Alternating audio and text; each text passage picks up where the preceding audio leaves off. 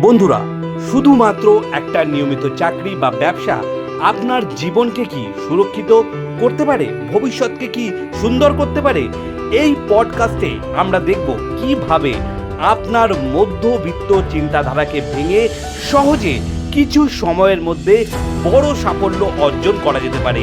বিজ্ঞানী এবং সফল ব্যবসায়ীদের কাছ থেকে তাদের বাস্তব জীবন থেকে শিখুন এবং খুঁজে দেখুন কিভাবে আপনি দ্রুত সাফল্য অর্জন করতে পারেন।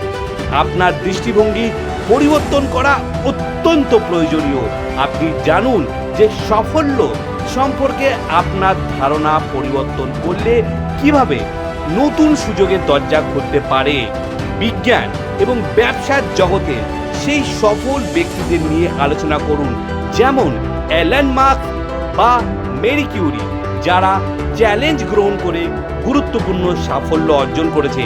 তাদের বিশেষ দক্ষতা, কৌশল, চিন্তার প্রক্রিয়াগুলোকে ভালো করে জানুন এবং মধ্যবিত্ত মানসিকতা থেকে বেরিয়ে আসুন এবং আপনাকে প্রতিদিন নতুন কিছু শেখার রাস্তায় এগিয়ে নিয়ে চলুন। যেমন বিকাশের মানসিকতা তৈরি করতে মনোনিবেশ করুন, দীর্ঘমেয়াদী লক্ষ্যগুলোকে চিহ্নিত করুন এবং তাদের ইম্পর্টেন্স দিন, ক্যালকুলেটিভ রিস্ক নিন এবং ব্যর্থতা থেকে নিজেকে মুক্ত রাখুন।